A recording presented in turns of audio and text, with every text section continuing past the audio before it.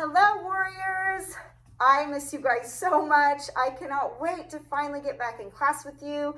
But until then, let's do a drawing together, shall we? So make sure that you have something to draw on and something to draw with. And I thought it'd be fun to do something a little bit more springish. I'm so thankful that the weather is getting better. I don't know about you guys, but I am ready for springtime. So I thought it'd be fun to draw this really cool moth. It's called a Luna moth, and I think they're a little bit more interesting than most moths that you've seen before because they're these bright greens and sort of yellowish greens, and they're not like boring brown and gray moths. So I just thought they were kind of cool. So we are gonna go ahead and get started with our Luna moth. I suggest you have your paper up and down tall today so we have room. He's got kind of these long parts to his feathers. It almost looks like, or feathers, to his wings. They almost look like long tail feathers sticking off of his wings. So just have room for that. We're gonna start towards the top of the paper. All we need to do first, you guys, is make just a little tiny curve line for the top of the head. Just a little curve line for the top of the head. And then we're gonna make 1, 2 little curve lines for our Luna moth's eyeballs. And in between the eyeballs are these sticking up. You guys know what these are called, his antenna. And they're kind of feathery looking, and they're kind of long and floaty looking. So I'm just gonna kind of make them, just kind of make them curve a little bit. And then they do look feathery. There's little pieces hanging off that makes it look feathery. So I'm gonna take my time and I'm just gonna make little straight lines going across. I'm not scribbling, I'm taking my time and I'm just making little straight lines going across. And that's gonna make it look nice and light and feathery like their antennae do in real life. Now, I'm gonna look at the middle of the head and I'm gonna start one side of the wing, okay? So I'm gonna look at the middle of the head on the bottom and I'm gonna make a curved line that comes out on one side for the top of that wing. I'm gonna make a curved line out on the other side for the top of that wing. Then we're gonna skinny next to it, we're gonna double it. Now look, this one's a really cool picture. See how this is the top part of the wing that we're making, and see how it looks like the tree trunk. It sort of blends in and it's good camouflage, right? So we are gonna skinny next to it, double the top all the way across to make it look camouflage. Then from the very middle of the wing that we just drew, middle of the head, I'm gonna make a curved line on one side and it's gonna curve out like that.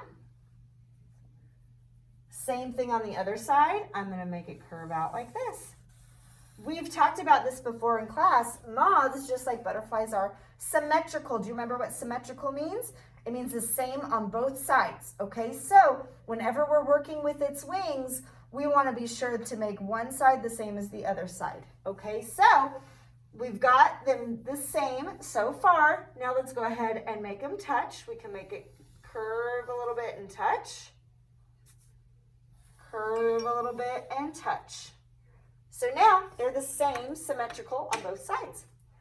Next, we're gonna go ahead and draw the bottom part of the wing. So they have actually 4 wings, 2 sets. They have a top set of wings and a bottom set of wings. So we've got the top set. Now we're gonna go ahead and make the bottom set of the wings. So looking about the middle right here, or maybe a little bit up from the middle, I'm gonna make this side of the wing, it's gonna curve more down, okay? Now watch, I want you guys to watch. This side, we're gonna curve it, and look, friends, we're gonna stop and jump over. So I'm gonna make it touch, stop, jump over, curve down, okay? See how they overlap. So I stopped, jumped over, curved it that way. And then we're gonna make their bottom set of wings are a little wavier. So I'm gonna make it wavier over and touch, wavier over and touch.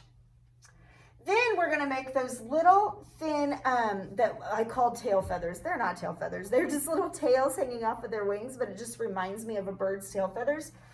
They're from this point, okay? So on this side, I'm gonna go ahead and make it curve out. And on this side, I'm gonna make it curve out. And they're a little wider on the bottom, and then they get skinnier as they go back up. So watch, on the bottom, I'm going to make it a little bit more curved. And then it's going to go skinny back up and touch. On the bottom on this side, a little bit more curved.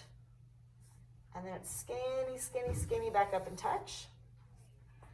Okay, now if you would like to see this little tiny part of his body that we see, we just barely see this little tiny part of their body. So I'm just going to make some little furry lines because their bodies do look kind of fuzzy furry. So I'm going to add some little furry lines there. Then I'm going to add their very important camouflage detail. They have what kind of looks like eyes on their wings that helps camouflage them. And it also helps show other animals that might want to eat them, like, ooh, I'm bigger than you think I am. And it kind of tricks other predators. Okay, so we're going to draw those eyes to trick other predators. On the end, I'm going to go ahead and make a little curve line that comes down. Skinny back up and touch. Same thing on this side, guys, symmetrical. We're going to make it curve down. Skinny, skinny back up and touch. And then we're going to make circles. Now, it doesn't have to be a perfect circle. It could be kind of long circle, bumpy circle. Not a perfect circle. Maybe I'm just going to make mine kind of not perfect and sort of bumpy. But we're going to do the same thing on both sides.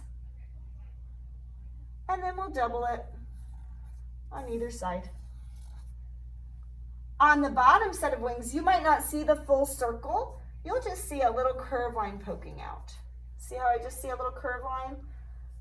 Same thing over here, a little curve line poking out. And then we'll double those curve lines. Okay, the last thing we need to do for our Luna moth to make it look very realistic is add the veins in the wings. You can see the veins in their wings, just like sometimes in good light you can sort of see the veins in your wrist. You can see the veins in their wings. The veins too, guys, are symmetrical. So my suggestion is you draw one vein on this side and then try to match it on the other side. So we're gonna start, you can start wherever you want. You can make your veins different, however you want to make them, but I'm just gonna get you started. So maybe I wanna make a vein that stops and jumps over the eye like this. Guess what I need to do on this side? I need to do the same thing. I'm gonna make the vein stop, jump over the eye on that side, okay? And so I'm gonna make sure to just jump over and make my vein pattern the same on both sides. Maybe I wanna make a vein, watch, I can make it these touch, so I can make a curve line that just touches both of those. I'm gonna do the same thing. Maybe I wanna make a curve that comes up and touches, just do the same thing. So you're gonna do that on both sides. And like I said, there's definitely no right or wrong way to do it. Just make sure that you take your time and you do it the same on both sides, okay? Now, we've got a nice close-up of our Luna moth. So, would it make sense, you guys, if you made a tree the same size as the Luna moth? Would we see the whole tree because the Luna moth is the same size? Or would we see just a very small part of the tree because it's a close-up of a very small animal, right? I bet you guys know the answer. So, like, for example, we know that this Luna moth has landed on a tree, but do you see the whole tree? No. It's a close-up, and so you only see part of the tree bark, and that's it, okay? So think about that when you do your background. If you want to show a tree, you might just see the tree bark. So maybe I just want to see a little bit of the tree trunk on either side, and then we can make our texture lines like we've always done. We can stop and jump over and make our tree look rough and bumpy by adding our texture. Maybe you want to show a flower. I know it's getting close to spring and everybody has flowers on their minds. You wouldn't see the whole flower probably, right? You'd see just a few of the petals coming off, coming around, right? So I want you to think about some background that you can do and take your time and add your background. And then let's take a close-up look one more time of the pretty Luna moth's colors. You can do some yellow, light yellow, dark yellow. You can do light green and dark green. You can do the brown for that camouflage. Really think about making your Luna moth realistic by using those colors. But if you want a pink and purple and orange polka dot Luna moth, of course you can make it that way, right? So I want you guys to be sure and take your time and do your best work. And I would love to see your Luna moths. So add them to Seesaw or hop on my office hours or 8:30 to 9:30. You can just show me that would be awesome too. I'd love to see it. Okay, so I hope to see you guys soon. I definitely miss you. I hope that you're all well, and we will be back in the art class as soon as we can, okay? All right, warriors, I love you all, and I hope to see you soon. Bye, guys.